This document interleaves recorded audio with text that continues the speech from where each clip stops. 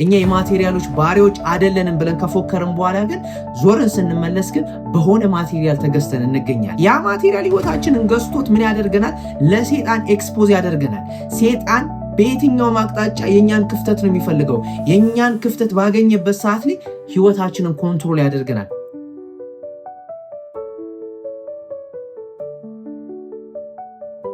ሰላም፣ እንዴት ናችሁ? እንዴት ከረማችሁ? ዛሬ በጣም ወሳኝ የሆነ ሐሳብ ነው ማነሳላችሁ። አሁን ባለንበት ጊዜ እጅግ በጣም ከባድ የሆነ ነገር በህይወታችን ላይ የተፈጸመ ነው እየሆነ ነው ያለው።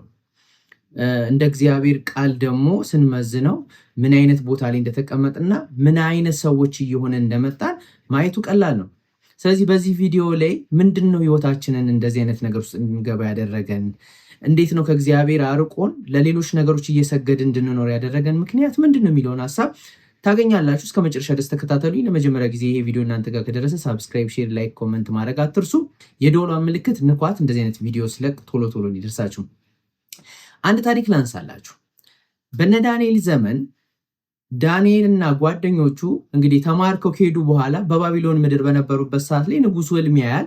ህልም ካየ በኋላ ያንን ህልም ዳንኤል ይፈታለታል። ከፈታለት በኋላ ግን ንጉሱ ምንድን ነው ያደረገው? ህልሙን ፕራክቲካል ነው ያደረገው።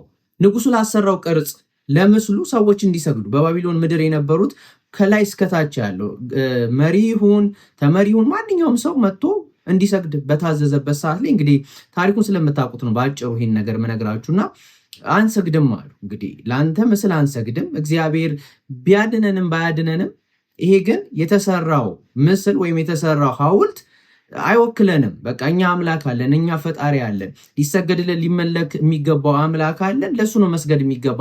እንደተጣሉ የምናገኝበት ታሪክ እናያለን። ምክንያቱም ህልሙን የሰጠው እግዚአብሔር ነው። በሱ ህይወትና በሱ ዘመንና ከሱ በኋላ የሚመጣው ነገር ምን እንደሚመስል እግዚአብሔር ለንጉሱ የሰጠውን ህልም ተርጉሞ በአካል በምስል አምጥቶ እንዲሰገድለት ሊያደርግ የቻለበት ምክንያት ምንድነው? እንግዲህ እሱ እንደተረዳውና የሱን ኃያልነት የሱን ገዢነት ይሄ ነገር ደግሞ እሱን ከፍ እንደሚያስብለውና በሀገሪቷም በተለያዩ ሀገር ላይ የነበረውን ንግስና ወይም ደግሞ የነበረውን የአገዛዝ የህይወት ጉዞ እንደሚያስቀጥል ስለተማመነ ነው። እንደገና ደግሞ የተለመደ ነው እንግዲህ በባቢሎን ምድር ውስጥ መስገድ፣ ለሐውልት መስገድ፣ ለስዕል መስገድ፣ ለተለያዩ ነገሮች ስግደት እንደሚገባቸው ተደርጎ ስለሚቆጥር ያንን አድርጎታል። ይህ እንግዲህ በመጽሐፍ ቅዱስ በዳንኤል መጽሐፍ ውስጥ የምናገኘው ታሪክ ነው፣ የነበረ የተከናወነ ታሪክ ነው። እንግዲህ አሁን ባለንበት ዘመን አሁን ባለንበት ጊዜ እንደ ክርስቲያን እንደ አማኝ እግዚአብሔር እንደሚያምን ሰውና እግዚአብሔር እንደሚከተል ሰው ግን ህይወታችንን ግን እያሰገዱን ያሉ ነገሮች በጣም በዝተዋል። እጅግ በጣም እየሰገድንላቸው ካለነሱ መኖር እስከማንችል ድረስ የደረስንባቸው ነገሮች በጣም እየበዙ ናቸው። አሁን ቆም ብለን ማሰብ አለብን። ምን እያረኩ ነው? ምን እየፈጸምኩ ነው? ምን እየሰራው ነው? ለማን ነው የምሰግደው? ለልዑል እግዚአብሔር ነው ወይ እየሰገድኩ ያለሁት? ወይስ ጊዜን እየበላው ኑሬን እየበላው መንፈሳዊ ህይወቴን እየበላ ያለው ነገር ምንድን ነው ብለን ማሰብ አለብን። ምክንያቱም ጀዝበናል፣ ደንዝዘናል። ከእግዚአብሔር ይልቅ ብዙ ነገሮች እኛን እያንበረከኩ ያሉበት ጊዜ ነው። ስለዚህ መንቃት አለብን። ጠላት በየትኛው አቅጣጫ እንደመጣና ጠላት እንዴት እንደያዘን፣ ጠላት ህይወታችንን እንዴት እያጎሳቆለና እንዴት አድርጎ እያሰገድን እንዳለ ማየት ካልቻለን ሰዎች ካያችሁ፣ አንዳንድ ፊልሞች ላይ ካያችሁ ዙምቢ የሚባሉ አሉ። ከአይምሯቸው ውጭ የሚንቀሳቀሱ ሰዎች አሉ። ድራይቭ የሚያደርጋቸው በቃ ማለት ከሰው ተራ ውጭ ከሰው ማንነት ውጭ ወጥተው ራሳቸውን ኮንትሮል ማድረግ እስከማይችሉ ድረስ እንደሚንቀሳቀሱ የሚያሳዩ ነገሮች አሉ። አንዳንድ ሰዎች በድራግስ ሲያዙ በተለያየ ሱስ ውስጥ ሲገቡ እንደዚህ አይነት ሁኔታ ውስጥ ሊገቡ ይችላሉ። ስለዚህ አሁንም እኛ መንፈሳዊ ህይወት ውስጥ አለን ብለን የምናስብ በእምነት ውስጥ አለን ብለን የምንንቀሳቀስ ሰዎች እንደነዚህ እየሆንን እየመጣን ነውና ጊዜያችንን፣ እድሜያችንን፣ ቀናችንን፣ ውሏችንን እያንዳንዱ እንቅስቃሴያችንን እየተቆጣጠረ እያሰግደን ለእግዚአብሔር አንድ ደቂቃ እንኳን እያጣንበት ያለበት ጊዜ ነው። ስለዚህ ሰዎች ወደ መንፈሳዊ ህይወት ላይ እንዳያተኩሩና መንፈሳዊ ህይወታቸው ላይ አትኩረው ከእግዚአብሔር ጋር ያላቸው ንብረት እንዳያደርጉ እንዳይንቀሳቀሱ በብዙ ነገሮች ታስረው ያሉበት ጊዜ ነው። ስለዚህ ዛሬ ይህ ቪዲዮ ለእናንተ ሳዘጋጅላችሁ ነቃ ብላችሁ እንድትመለከቱት ነው። ያንን ነገር ህይወታችሁን ገዝቶ የያዘው እያንበረከካችሁ እያሰገዳችሁ ያለው ነገር ምን እንደሆነ ላሳያችሁ ነው። ስለዚህ የመጀመሪያው ነገር ምንድነው? እጃችን ላይ ያለው ይሄ ይዘ ነው የምንንቀሳቀሰው ህይወታችንን ኮንትሮል እያደረገ ነው። እንግዲህ ይህንን ሁላችንም የምንጠቀምበት ማቴሪያል ነው። ይጠቅመናል፣ አስፈላጊ ነው። ብዙ ነገር ተምረንበታል፣ ብዙ ነገር አግኝተንበታል። ነገሮቻችንን ቀላል አድርጎልናል። ነገር ግን ብዙ ሰዎች ያለ ስልክ መኖር እስከማይችሉ ድረስ እየተንቀሳቀሱ ናቸው። አብሶ እንደኔ አይነት ወጣቶች፣ እንደኔ አይነት ልጆች፣ ታዳጊዎች በዚህ ነገር ታስረው ከሰው እየተገለሉ ናቸው። ከሰው ጋር ያላቸው ህብረት እየፈረሰ ነው። ከቤተሰብ ጋር ያላቸው ህብረት እየፈረሰ ነው። እያንዳንዱ ህይወታችንን ኮንትሮል አድርጎ ያለሱ መኖር እስከማንችል ድረስ እያሰገደን ያለው ነገር እጃችን ላይ የተቀመጠው ማቴሪያል ነው። ስለዚህ የቀን ውሏችንን ገና ስጀምር ጠዋት ስንጀምር ጀምሮ እስከ ማታ ድረስ ይመራናል። የሚገባው ኔጌቲቭ ነው። የምንሰማቸው ኔጌቲቭ ነው። የሚቆጣጠረን በኔጌቲቭ ነው። ስለዚህ አሁን ይህን ኔጌቲቭ የሆነውን አስተሳሰብ ኔጌቲቭ የሆነውን ስሜት ይዘን ማታ ላይ በእግዚአብሔር ፊት ለመቅረብ ስናስብ ሙሉ ቀን የገዛን ውሏችንን ያሳያል። ውሏችንን የሚያሳየን ነገር ደግሞ ማታ ላይ እንዴት አድርገን ነው ከውስጣችን አስወጥተን አጥበን በእግዚአብሔር ፊት መቆየት የምንችለው። ለዚህ ነው ድካሙ፣ ስንፍና ውስጥ፣ መታከት ውስጥ፣ ተስፋ ቢስነት ውስጥ እየገባን የመጣ ነው። ምክንያት ምንድን ነው? ውሏችን ላይ ኢንቨስት የምናደርግ፣ ውሏችን ላይ የምንሰበስብ፣ ውሏችን ላይ የምናስገባው ወደ አይምሯችን በአይናችን በኩል የሚገባው በጆሮአችን በኩል የሚገባው ነገር ሁሉ መንፈሳችን እየገደለው ይመጣል። መንፈሳችን ከገደለው በኋላ እንደ ድሮ ለመሆን ስንፈልግ አንችልም። ታውቃላችሁ አይደል? ሳምሶን እንደ ድሮ ለመሆን ሲያስብ፣ እንደ ድሮ ለመሆን ሲሞክር ኦልሬዲ ከሱ ውስጥ ነገሮቹ ተወስዷል፣ ባዶ ሆኗል፣ ተነጥቋል። ስለዚህ እንደ ድሮ መሆን አልቻለም።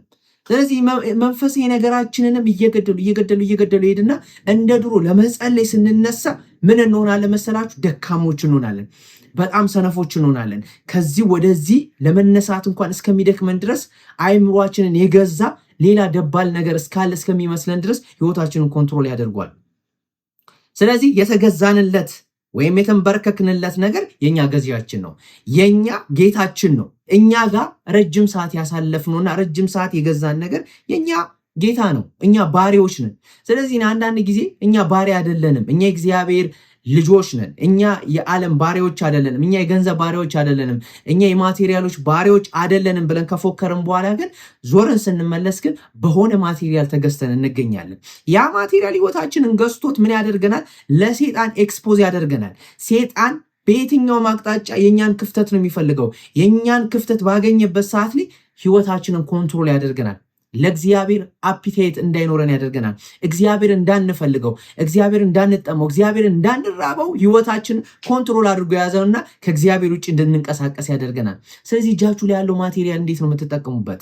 እጃችሁ ላይ ያለውን ፎን እንዴት ነው የምትጠቀሙበት? እጆቻችሁ ላይ ያሉት የተለያዩ ዓለም የምንስብባቸው ከዓለም የምናመጣባቸው ረጅም ሰዓት ህይወታችን ላይ ኢንቨስት የምናደርግባቸው ረጅም ሰዓታችንን እየገደሉና እድሜያችንን እየበሉ ያሉ ነገሮች እኛ ላይ እያመጡ ያሉት ነገሮች ከእግዚአብሔር ይልቅ ለተለያዩ ነገሮች ሰግደን ህይወታችን ለነዛ እያስገዛን እንድኖር እያደረጉን ከሆነ ገለውናል። አሸናፊ ሆኖ ህይወታችንን ተቆጣጥረውታል። አሸናፊ ሆኖ አይምሮአችንን ተቆጣጥረውታል። አሸናፊ ሆኖ የቀን ውሏችንን ተቆጣጥረውታል። ስለዚህ እግዚአብሔርን ብለን ስናስብ ለእግዚአብሔር 1 ደቂቃ መስጠት የማንችል ከሆነ ኦልሬዲ በዛ አሁን መጀመሪያ ስገባ እንደነገርኳችሁ እንደ ንጉሱ እንደነ ዳንኤል ህይወት ውስጥ እንደተከናወነው አንሰግድም፣ አንንበረከክም። የኛ አምላክ ሌላ አምላክ ነው። ይሄ አምላክ አይደለም። የፈለክብን አድርግ ብለው ውሳኔ ሲወስኑ የመጣባቸውን ነገር ካየን እሳት ውስጥ ነው የተጣሉት። ስለዚህ እሳት ውስጥ መጣል ማለት ተራ ነገር አይደለም። ዋጋ ከፍለዋል፣ ሞተዋል። እነዚህ ልጆች እስከ ሞት ድረስ ታምነዋል። ምክንያቱም የቆመው ምስል አንሰግድም ብለዋል። ዛሬ ህይወታችንን አሰግዶን እግዚአብሔር የለም እስከ ማለት ድረስ እንድንደርስ የሚያደርጉን ነገሮች እጆቻችን ላይ ናቸው ያሉት። ስለዚህ ገንዘብ ለማግኘትም ቢሆንም የተለያዩ ዝናም ለማግኘትም ቢሆንም የተለያዩም ስም ለማግኘትም ይሁን የተለያየ ፖዚሽንም ለማግኘት ይሁን በህይወታችን ላይ ረጅም ሰዓት እኛን ህይወታችንና እንቅስቃሴያችንን ስልክ ጋይድ ካደረገው ኦልሬዲ ሰግደን ተንበርክከናል። ስለዚህ ዛሬ የምንሰግድለት ለእግዚአብሔር ነው ወይ? የምንበረከክለት ለእግዚአብሔር ነው ወይ? ወይስ እጆቻችን ላይ ላሉት ማቴሪያሎች እየሰገድን ነው? እነሱ ናቸው ገዝተውን የተቀመጡት፣ እነሱ ናቸው ጌታችን፣ እነሱ ናቸው የበላይ፣ እነሱ ናቸው አዛዥ፣ እነሱ ናቸው እኛን ጋይድ እያደረጉን ወደዚህኛው ጽንፍ ወደሆነ ህይወት እየመሩን ያለው ነገር መቆምና ማሰብ አለብን። ምክንያቱም ከሞትንና ከደከምን ከዛልንና ተስፋ ከቆረጥን በኋላ ለመመለስ ረጅም መንገድ የምንጓዝበት መንገድ ርቀን ሄደናል። ታውቃላችሁ፣ ረጅም መንገድ መጓዝ ሳናስበው ልንደርስ እንችላለን። ረጅም ጉዞ እያወራንም እየተዝናናንም የሆነ ነገር እያረግንም በተለያዩ ሁኔታ ረጅም መጓዝ እንችላለን። ነገር ግን ያንን የሄድንበትን ርቀት ዞር ብለን ተመልሰን ስናየው ግን ምናልባት ተራራ ወጥተን ወርደን ሊሆን ይችላል። ብዙ መንገዶችን ብዙ ረጅም ጉዞዎችን ተጉዘን ሊሆን ይችላል። ለመመለስ ግን አንችልም። ምክንያቱም ስናየው ዞር ብለን የመጣንበት መንገድ ምን ያህል እንደራቅን ስላልገባን ስናየው ረጅም መንገድ እንደተጓዝና ረጅም ኪሎ ሜትር እንደመጣን የምናየው ቆም ብለን ያን ነገር ስናስተውል ነው። ስለዚህ ሰዎች ለመመለስ ይከብዳቸዋል። ከመመለስ ይልቅ በዛው ህይወታቸው መቀጠልና በዛው አመፅ በመቀጠል በዛው ህይወት በመቀጠል ህይወት ውስጥ መጓዝ የተሻለ እንደሆነ ያስባሉ። ማሳስባችሁ ምነግራችሁ ለእያንዳንዱ ነገራችን ጊዜያችንን፣ እድሜያችንን፣ ሁኔታችንን ለምናደርገው ኢንቨስት ለምናደርግበት ነገር የእግዚአብሔር ነው ወይ? እግዚአብሔር አለበት ወይ? አይምሮ ውስጥና ልቤ ውስጥ ገብቶ ህይወቴን ወደ ተሻለ ነገር ይከተኛል፣ ህይወቴን ከእግዚአብሔር ዘንድ መሰበስባቸውና ከእግዚአብሔር ዘንድ መቀበላቸው ነገሮችን እያበዛልኝ ነው ወይ ብለን ማሰብ አለብን። ስለዚህ ለምንድን ነው የምንጠቀመው? ይህን ነገር ስናደርግ እየሰገድን እንደሆነ ማሰብ አለብን። ዓለም ህይወታችን ውስጥ ገብታ ስፍራ ካገኘች ሰይጣን ቦታና ስፍራ አግኝቶ ህይወታችንን ከተቆጣጠረውና ህይወታችንን ካጎሳቆለው በኋላ ከመንቃት ይልቅ ዛሬ ነቅተን እያንዳንዱን ነገሮቻችንን በሰዓቱና በጊዜው ማኔጅ እያደረግን ለእግዚአብሔር የምንሰጠውን ጊዜ፣ ለእግዚአብሔር የምንሰጠውን ታይም፣ ለእግዚአብሔር የምንሰጠውን ቦታ፣ ሰዓት፣ ሁኔታ እያመቻቸን የበለጠውን ለሱ እየሰጠን የበለጠውን ለሱ እያቀረብን የበለጠውን ለሱ እየሰገድንለት እንድንኖር ነው ጥሪያችን፣ እንድንኖር ነው ዋና ነገራችን። ስለዚህ በእግዚአብሔር ፊት ለመቆየት የሚደክመን ከሆነ፣ በእግዚአብሔር ፊት ለመቆየት የሚታክተን ከሆነ፣ በእግዚአብሔር ፊት ለጸሎትም ይሁን ለአምልኮም ይሁን ለመንፈሳዊ አገልግሎትም ይሁን ከቅዱሳን ጋር ላለን ህብረትም ይሁን ለተለያዩ ነገሮች የሚታክተንና የሚሰለቸን ነገር ግን ለሌሎች ማቴሪያል ጊዜ ከሰጠን ኦልሬዲ ከእግዚአብሔር ዘንድ ለቀን ወጥተናል፣ ተንበርክከናል፣ ተገዝተናል። ስለዚህ ወደ ቤተክርስቲያን ኑ ሲባል ወደ ቤተክርስቲያን መታችሁ ከእግዚአብሔር ጋር ህብረት ማሳለፍ የሚገባውን ታይም ለዛ ነገር መስዋዕት አድርጉ ስትባሉ የሚደክማችሁና ግን ከማቴሪያሎች ጋር ግን ጊዜያችሁ የምታሳልፍ ከሆነ እየሰገዳችሁ እንደሆነ አስቡ፣ እየተንበረከካችሁ እንደሆነ አስቡ። ስለዚህ ሰይጣን በተዘዋዋሪ እጃችን ላይ ባለው ነገር እያሰገደን ነው፣ እያንበረከከን ነው። ምክንያቱም ሰዎች በኑሮ ምክንያት ቢዚ ሆነው ለእግዚአብሔር ነገር ቸል ካሉ፣ የእግዚአብሔርን ነገር እየተዉ ከመጡ ያ ነገር ገዝቷቸዋል። ትምህርት ሊሆን ይችላል፣ ስራ ሊሆን ይችላል፣ ንግድ ሊሆን ይችላል፣ የተለያዩ ነገሮች እግዚአብሔርን እንዳታከብሩት ለእግዚአብሔር የሚገባውን ነገር እንዳትሰጡ እያደረጋችሁ ከሆነ ያ ነገር እያሰገዳችሁ ነው፣ እያንበረከካችሁ ነው። ስለዚህ ቆም ብላችሁ የቆምኩበትና አሁን ያለሁበት ነገር ምንድን ነው? ምን እያደረግኩ ነው? ምን እየሰራሁ ነው? ምን እየፈጸምኩ ነው? የእግዚአብሔርን ነገር ምን እያደረግኩ ነው? እግዚአብሔር ከኔ ጋር ያለው ጊዜ እንዴት ነው ብለን ካላየና ካልተመለከትን ይወላችሁ አይኖቻችን እየታወሩ ይመጣሉ። አይኖቻችን እየደበዘዙ ይመጣሉ። ልባችን እየደነደነ ይመጣል። ልባችን እየተዘጋ ይመጣል። ውስጣችን ያለው ፍላጎት፣ ውስጣችን ያለው የሚቃጠለው ነገር እየተዳፈነ ይመጣል። ስለዚህ ምን እንሆናለን? ለዘብተኞች እንሆናለን። ምን እንሆናለን? በጣም የደከሙና የሰነፉ ሰዎች እየሆንን እንመጣለን። ስለዚህ ዛሬ ለእግዚአብሔር የምንሰጠው፣ ለእግዚአብሔር የምናቀርብለት፣ ለእግዚአብሔር የምንሰጠው ታይም፣ የምንሰጠው ጊዜ እጅግ በጣም እየበዛ መምጣት ያለበት ጊዜ ነው። የበለጠ ካሁን ካለንበት ይልቅ ነገሮችን እየገታንና ነገሮችን እየቀነስን እግዚአብሔር የሚፈልገውን ያክል በእግዚአብሔር ፊት የምንገኝበት ታይም ነው። ያ ነገር ነው ከብዙ ነገር የሚያድነን፣ ከብዙ ነገር የሚታደገን፣ ከብዙ ነገር የሚያስመልጠን። ካልሆነ የኛ ህይወት በራሳችን ከተመራ፣ በራሳችን ከተቃኘ፣ በራሳችን የሚነዳ ከሆነ የሰው መንገዱ መልካም ሊመስል ይችላል፣ ፍጻሜው ግን ሞት እንደሆነ ነው መጽሐፍ ቅዱስ የሚናገረን። ፍጻሜያችን ወደ ሞት የሚያመጣን መንገድ ውስጥ ልንገባ እንችላለን። የኛ መንገድ በእኛ ፊት ለፊት ትክክል ሊመስለን ይችላል። የእግዚአብሔር እይታ ግን በጸሎትና በቃሉ የምናገኘው ስለሆነ እግዚአብሔር ዘላለማችንና ጊዜያችንን የሚዋጀው እንደ ቃሉ ስለሆነ ስለዚህ ከቃሉ ጋር የምናሳልፈው፣ በጸሎት የምናሳልፈው፣ ከቅዱሳን ጋር የምናሳልፈው፣ በተለያየ መንፈሳዊ ነገር ውስጥ የምንሳተፍባቸው ነገር ለአሁንም ለሚመጣውም ዓለም ትርፋማ ያደርገናል። ስለዚህ ዛሬ ከሰገድንበት፣ ከተንበረክክንበት፣ ከተገዛንበት ከጌታ ይልቅ ጌቶች ሆነው እኛን ኮንትሮል ካደረጉን ነገሮች ራሳችንን እየለየን ወደ እግዚአብሔር መቅረብና እግዚአብሔርን የምንፈልግበት ታይም ነው። ስለዚህ እንድታስቡት ነው የቪዲዮ ያዘጋጀውላችሁ። ያንበረከኩን ነገሮች እየበዙ ናቸው።